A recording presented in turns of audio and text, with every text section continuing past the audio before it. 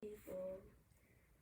Okay, so what you're seeing here is, hold on. Okay, so what you're seeing here is the Cplams website. Notice it's cpalms.org.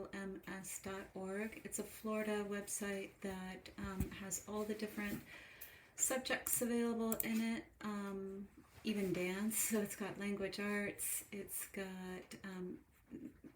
science, social studies, mathematics. Those are the best standards that we use in the state of Florida. And then you can hone it down to the specific grade level or even the domain that you're looking for. So in this case, I put in first grade and math, and you'll notice it instantly pulls up all the different math standards. So if you go to, for example, let me specifically find one that I've been working with, AR22, and you click on the standard, it will take you to the benchmark, and it'll tell you exactly what that benchmark is. It gives you examples, and then what I find particularly helpful are these clarifications. These clarifications can be used for for the objectives. So you want to make sure that you're reading the clarification closely and carefully. You're not going to be able to just cut and paste it and create an objective, but you can create an objective based upon the clarifications. I find it can be particularly helpful. If you scroll further down, or actually you go into the instructional guide over here, these are the connecting benchmarks that have to do with what came previously or will be coming later. You'll notice that over here you've got the glossary terms, and these should be incorporated into the lessons that you're creating, because they will be seeing those particular glossary terms. If you continue to scroll further down, some of these instructional strategies can be particularly helpful when building out your lessons, giving examples and even the visuals that can be particularly helpful. The misconceptions are important to take a look at because those are things that should be addressed in some way within the lesson. And then if you continue to scroll down, usually there's quite a bit of different examples as to how to build out that lesson and different things that students would see in the classroom or even on a standardized test.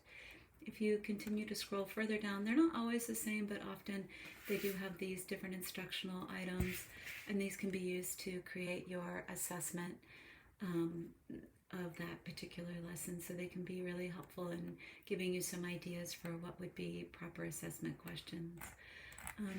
Notice that there's other parts of this, that there's related courses that have to do with either the grade that came prior or even after. Those access points have to do with students that are on an IEP. You have other related resources. Some of these things you might be able to click into, and some of them would require a login information in order to be able to access that. In this case, this video is available, so that was helpful to be able to understand some of the things that they may see in a classroom.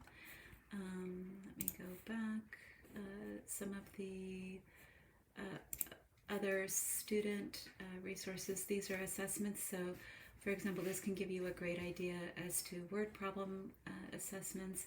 Again, some of them are accessible and some of them are not. Like, for example, here you'll notice if you don't have teacher credentials, you can access it, but it would require a that you actually buy the service. So in that case, but there's really enough information available on here that you should not have to feel like you would have to actually buy the service. So let's see what else. There's parent resources. Some of these things are also accessible, some are not, again. But most importantly, I think, are these two things at the very top. So the specific benchmark itself, the clarifications that are used to help you understand the limits of, so for example, in this case, the addition and subtraction are limited to sums within 20. That's important when you're making the lessons in order to understand the limitations and the clarifications as to what should go within the lesson.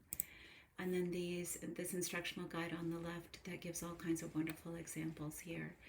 If you scroll down, as well as misconceptions and instructional items to be used for assessment. So that's about the whole of it. And again, this is Cplams. It's specifically for Florida, but it's really, these are best standards that are used nationwide. So, and it's really across the board. Alrighty, bye.